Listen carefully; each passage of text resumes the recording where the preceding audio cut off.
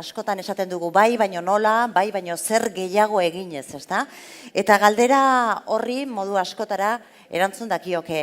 Erantzuten ari dira ikerketa lan oso interesgarri bat eginez, ondoren etorriko diren 3 lagunak eta berehala hemen izango ditugu, prestatzen ari gara guztia, etor ditezen, hain zuzen ere, egiten ari diren ikerketa horretan gizarte aktibaziorako gakoak analizatzen ari dira. Hainbat esperientzia desberdin, aztertu dituzte, eta hori guztia, eredu espada ere, gutxienez, lan egiteko makina bat pista emango diguten ikerketa izango da, eta emaitz horren berri edo egiten ari diren lanaren berri eskatu diegu. Emunetik Amaia Balda, Soziolinguistika klasterretik Imanol Larrea eta Euskal Herriko Unibertsitatetik Cesar Martínez. Hemen ditugu gurekin, eskerrik asko, txalo egingo diegu.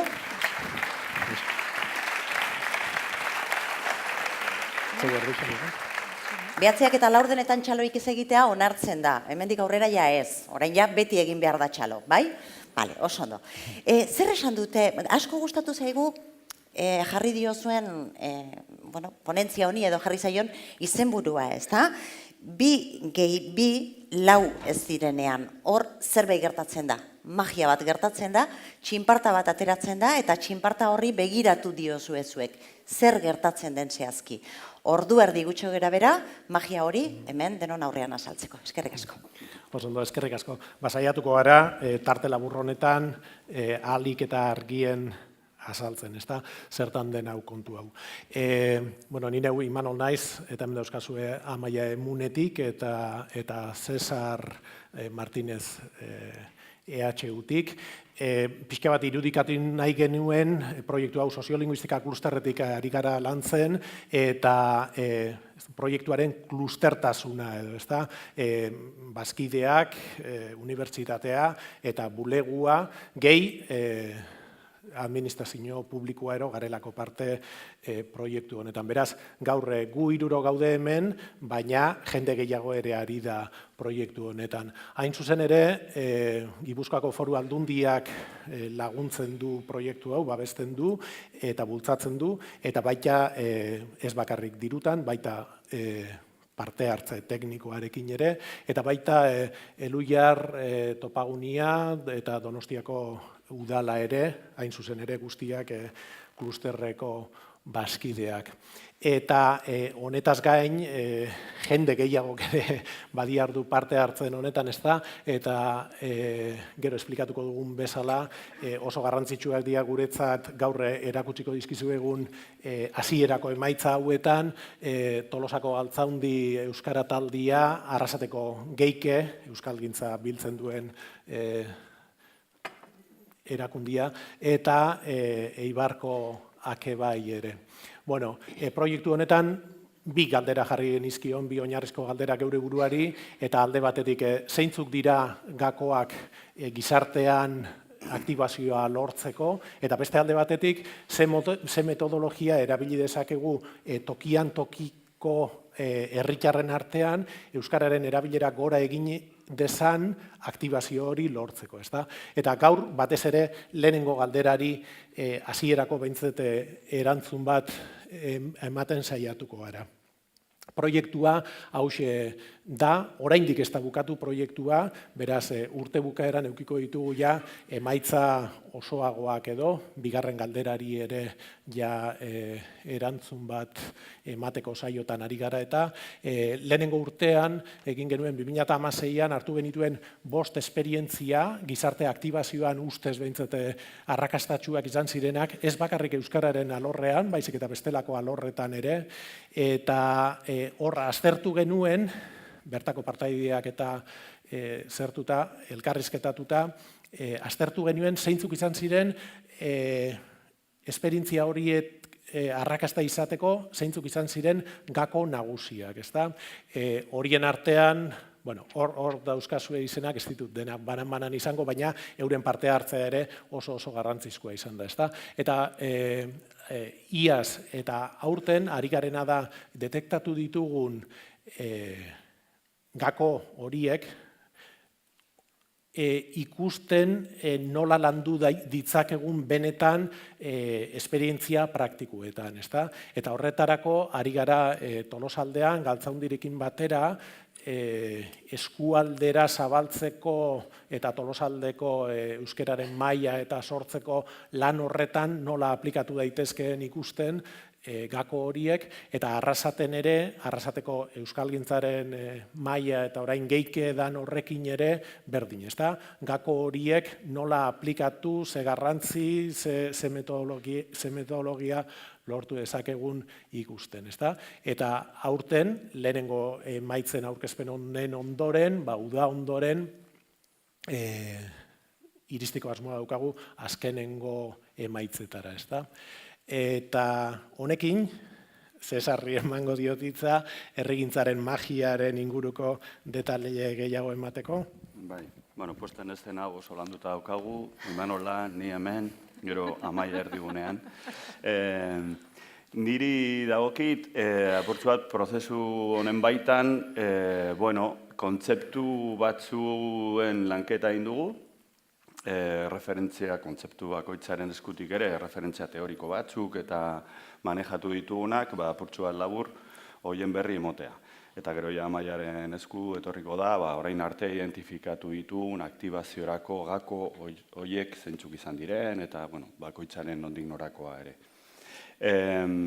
Guk hizkuntza aktibazioa horrela definitu dugu, edo gure artean ere elkar ulertzeko hizkuntza aktibazioa ari garenean, zertaz ari garen, nolabait, horrelako definizio bat eman diogu, ez? Hizkuntza portaeran eragitea helburu duen ekimen, mugimendu eta elkarlan prozesua, bai?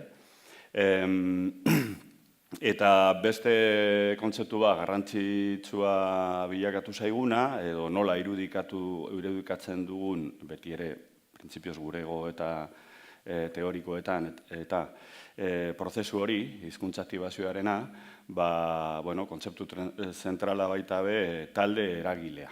Talde motorra, talde eragilea, eta ezaugarri batekin, talde eragile heterogeneoa. Goizean zehar atera da elementua etengabe, daukagu euskalgintza instituzionala, euskalgintza herritarra, eta baita ere heterogenidade horren barruan gizartean bertan dagoen heterogenidade guztia. Adina, genero, klase soziala, jatorri linguistiko, kultural, etnikoa, baserri giroa, kale giroa, herrian, hirian, zenbat eta talde eragile horretan aniztasun horren presentzia handiago izan, orduan eta aktibazio prozesuak ere haratago iritsi daitekeen. Eta gero, beste elementu bat, hemen ere goizean zehar, entzun ditugu elementu intangible horiek, ez? Ze garrantzitsua den, elkar ezagutzea, entzutea, konfidantza, konplizidadea, errekonozimendua, aitortza, horiek entzun ditugu goizean zehar. Guk begirada ipini diogu talde eragile heterogeneo horren baitan, lehendabizi, eman beharreko prozesua. Eta prozesu pertsonala, hor dauden kide bakoitzarena, eta talde bezala, talde prozesua ere irudikatu dugu. Hain zuzen ere, ikusten ari garena da, intangible horiek, hain garrantzitsuak konsideratzen ditugunak, entzutea, elkar ezagutzea, konfidantza lantzen joatea, konplizidadea sortu, horiek guztiak talde eragilearen baitan lehendabizi landu behar dira, eta hori ez da berez datorren zerbait, baizik eta zaindu behar den zerbait. Zentzu horretan, talde eragilearen barne prozesu zaindua eta konsientea. Konsientea esaten dugunea zen nahi dugu, benetan lortu bada heterogenidade bat, talde eragile horren baitan, heterogenidade horrek askotan badakarrela nolabait asimetriak.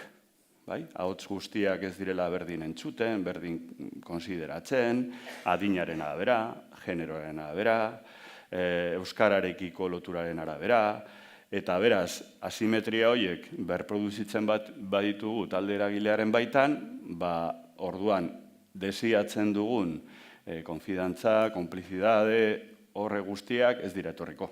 Bai?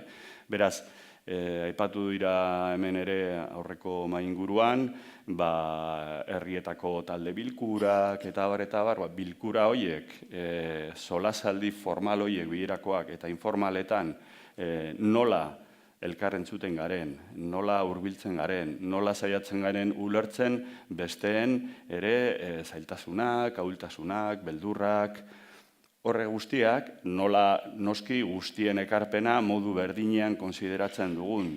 Horre guztiak ekarriko du benetan gero intangible horiek gorpuzten joatea, sendotzen joatea, eta horietan oinarrituta begirada marko amankomuna sortu. Eta baita ere ekintzarako ilusioa eta indarra. Gero, nahi ez, talde eragile horrek kanpora begira bere ekimena agertzen duenean, horrek ere ekarriko du barruan daukana isladatuko du kanporantza. Eta barruan dagoena ez bada sendoa, ez bada ondo josia, kanpora proiektatuko dana ere ahulezi horiek agertuko ditu taldeak. Zentzu horretan, talde eragilearen barne prozesu zaindu eta konstiente horretan, hemen aipatu da ere beste elementu batzuk, malgutasuna, aitortza, horretarako irekitasuna, ezinbestean. Hain zuzen ere, ondo kohesionatutako oinarri hori, marko hori lortu ahal izateko. Beste kontzeptu batzuk hitzetik hortzera izan ditugunak prozesu honetan, gure bileretan, gure hausnarketetan, eta barrez. Hiztunen aniztasun sozial zabala dago, hor daude, jatorri kulturala, ideologikoa, klase soziala, adina, eta barrez. Eta erronka du hizkuntza aktibazioak normalean iristen ez den tokiraino iristea. Beraz, benetan talde eragile horrek bere barne prozesua egiten duenean, gero baita ere, sozialki, kanpora begira, oso mailan, herri mailan, dena delako eskalan, baita ere talde eragile horretako kideak nolabait kanpoan dagoen aniztasun horretan murgildu, nahaztu, ezagutu eta arlo bakoitzean edo sektore bakoitzean ematen diren zailtasunak, beldurrak, ezintasunak eta abar, ondo ezagutu, ondo kontuan hartu, planteatzen den ekimen horri begira tokia izan dezaten, ez? Eta baita ere, tresnak eskainik, aipatu da trebakuntza ere etengabe ere, eta hildo hori garrantzitsua iruditzen zitzaigun ere. Beste elementu bat, ere nahiko presentzia izan duena, eragiten dio ekimen instituzionala, herri ekimena, horren arteko elkarlana, guk aztertu ditugun esperientzietan ikusi dugu idealena, gero tokian tokiko realitatearen arabera ikusi beharko dena, dela hizkuntza aktibazio bat pizteko herritarren protagonismoa izatea nagusitzen dena. Herri ekimenaren gizarte ekimena entzun dugu gaur goizean ere, herri ekimena deitu izan diogu guk, eta horren protagonismoa, horren zentralidadea. Administrazioa eta instituzioak horiek egiten ustea, hoiei bitartekoak eskaintzea, behar izan ez gero, eta aztertu ditugun esperientzietan, motorra horrela denean, aktibazioa zabalago eta urrunago iristen dela. Hori izan da beste elementu bat. Eta, listos, ari naiz apur bat pasatzen nire denboran. Azken finean, aipatu ditugun elementu hauekin, errazago ikusten dugu, nolabait, ehun sozialean, orain arte, nolabait, lotuta ez dauden sare, harreman sare batzuk, eta lotura batzuk, egiten hastea. Hori da. Eta ehun sozial lotuago horrek, behar bada, Euskaraldia bezalako ekimen batean aktibatu leike, baina baita ere, gero beste aldarrikapen batzuen inguruan. izan, ez dakit, eraso sexista baten inguruan, aktibazio bat eman daiteke ere ehun sozial hori, lotura berria dituena, eta beraz euskalgintzako eragilea ere prestutasun bat eduki beste arloetan dauden ere aldarrikapenak, hoietan ere mugitzeko, hoietan txertatzeko, sare horretatik, ez? Noski guzti honetan, kontrasanak, erresistentziak, gatazka, gora berak, dana ez da ideala, hori denoa dakigu gure praktikatik, eta hoiei kasu, tokia, hoien kudeaketa, hori ere ez da nolabait alde batera tapatu behar den zerbait, baizik eta landu behar da, eta horretarako ere trebakuntzaren beharra dago, ez? Eta orain, ja, Amaiaren esku, azken zatia. Bueno, egun ondanoi. Cesarrek eta Imanolek aipatu duten bezala, 5 esperientzia aztertu ditugu, eta nik bereziki aipatuko dizuet bere esperientzia horiei esker zer ikasi dugun, bai? Hemen aipatuko ditugun gakoak, egia da zuentzako, izango diala nahiko, ezagunak edo, baina deskubritu duguna da, gako horiek ondo eta konstienteki landuta, aktibaziorako aukerak handitu daitezkela, bai? Bueno,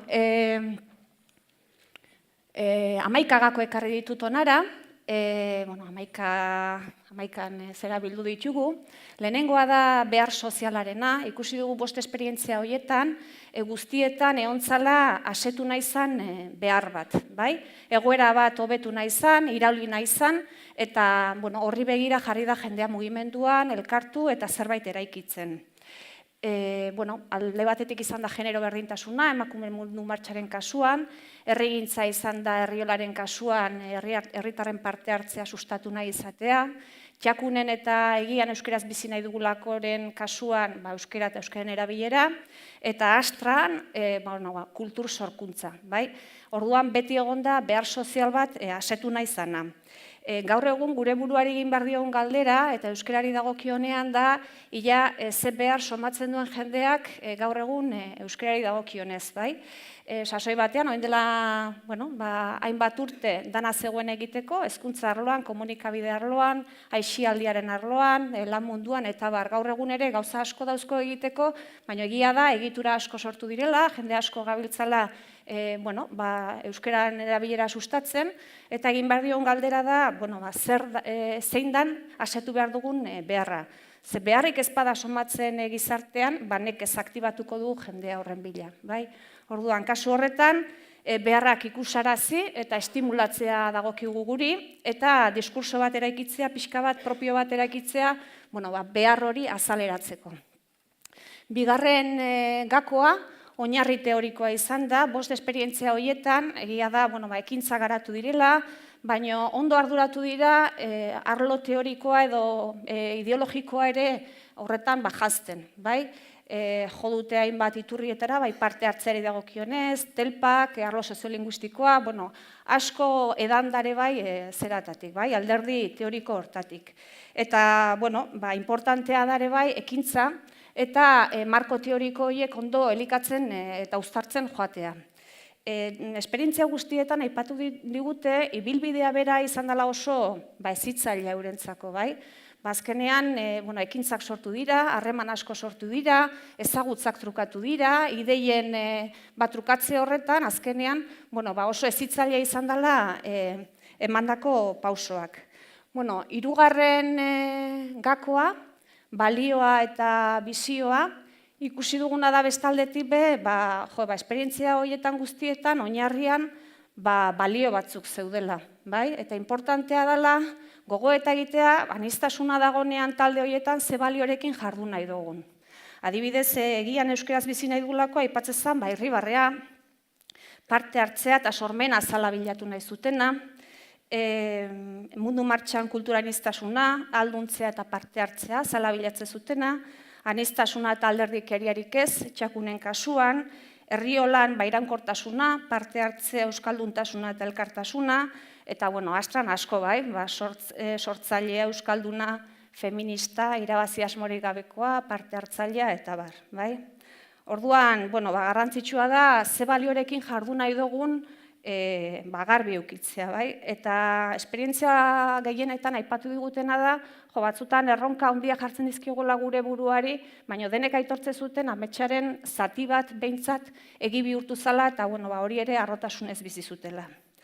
Hemen laugarren gakoa, talde motorrana da, edo Cesarrek aipatu duen bezala talde eragile kohesionatu bat egotea ezinbestekoa da, eta funtseskoa da, eta hori barik ez dago aktibaziorik. Eta nik erdigunean jarriko nuke alderdi hau.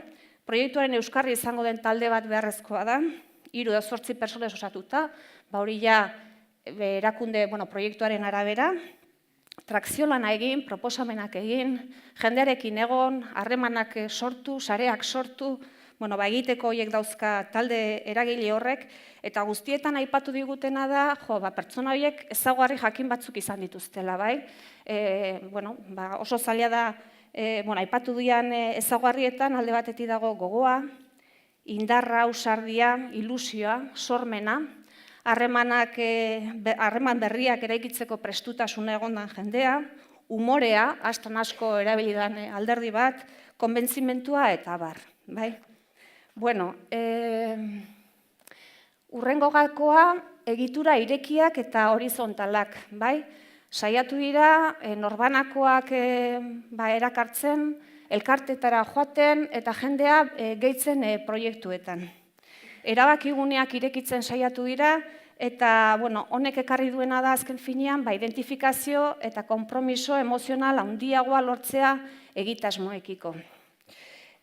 Honekin batera, harremanak eta taldearen zaintzak ere sekulako garrantzia dauka, bai?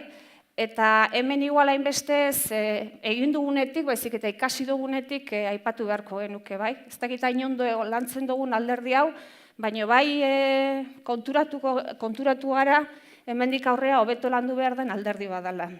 Eta hor aipatzen zen, herritar elkarte eta administrazioarekin harreman eta giro ona edo sano bat eukitziak proiektua iraunkor egiten laguntzen duela, gatazkak sortu direla, bai?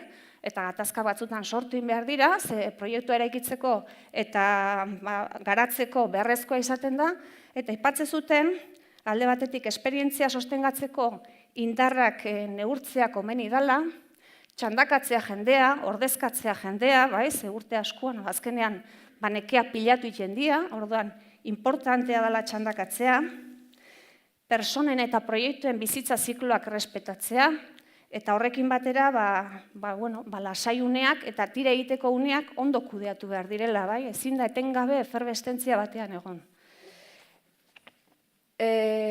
Horrekin batera, konturatuko zinaten, balio guztietan agertu dela izaera parte hartzailea. Parte hartzea izan da, gehien aipatu deten balioetarikoa.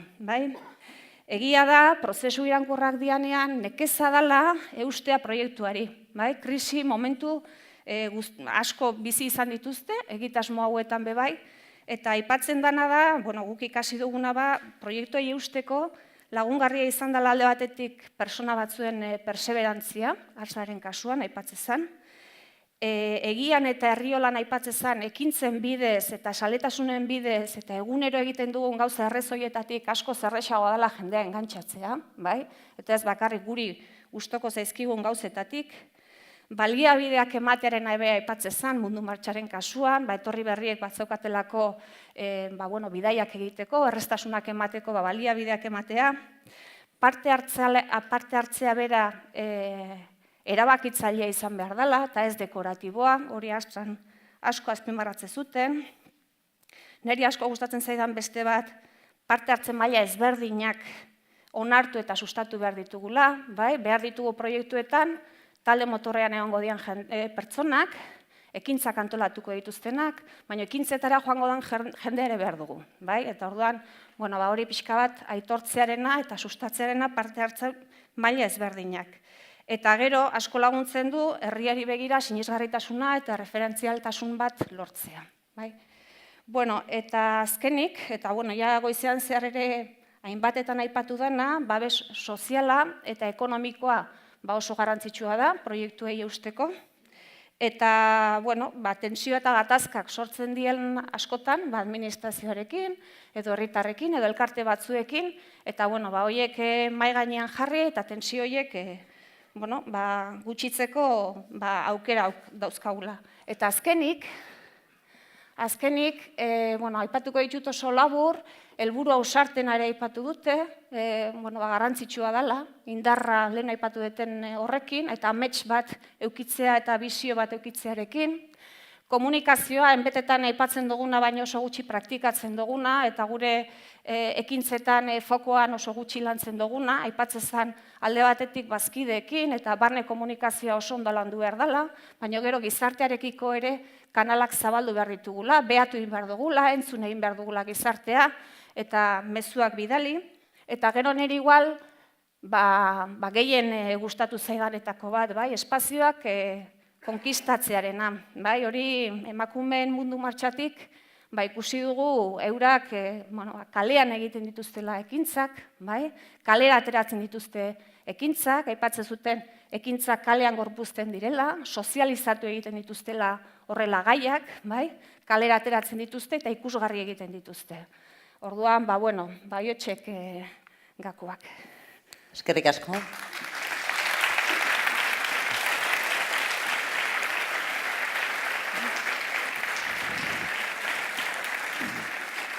Horietako bakoitzak eta gainerako ezaugarriek eta luz joko lukete azaltzen. Ez daukagu horretarako denborarik, baina bai gutxienez galderaren bat edo baldin baduzu entzuteko eta aldala erantzuteko noski. Ea, noskiak emango dizue nahi izan eskero mikrofonoa. Takit badagoen. Animatuko alda norbait galderaren bat egiten? Konbentzitu ditugu. Konbentzitu dituzue ziaro, hori oso ondo da, teknika hori ere ona da bitartean, berotzen diren bitartean behintzat, nik badut galdera bat, ze ikerketa honetan egindako esperientziak ikusi dituzue, aurrera begira, emaitza hauek nola mantenduko dituzu pixkat bizi edo pentsatu da hori aipatu duzu guztiz bukatu gabe dagoela, baina aldian radiografia komeniko litzateke eza? Gauzak aldatu diren edo ez diren aldatu jakiteko. Hori ederra litzake ez da, baina oraingoz behintzate proiektua bukatuko da gako hauek gehi egindako lanketak eta gako bakoitza nola landu, zela landu proposamen batzuk eman da. Horrekin bukatuko da oraingoa eta oraindik ere erabakitzeko dago ze jarraipen eukiko lukeen. Nik uste dut, ez dakit, Euskaraldia eta danok arikara aktibazioaren inguruan eta nik uste dut hor badagoela gaia oraindik ere ikertzen jarraitzeko. Ikaspen asko sortuko dira hemendik aurrera ere eta horiek orain arte dakigunarekin txartatuta seguru beste maitz batzuk ere emango dizkigutela. Ezakit badagoen, ala ez baldin bada, zutitu den horri igual. Ala ez baldin bada, eskerrak emango iskiegu, egin duten lanarengatik, kontatzeagatik, mila esker. Mila esker Imanol, Cesar eta Amaia.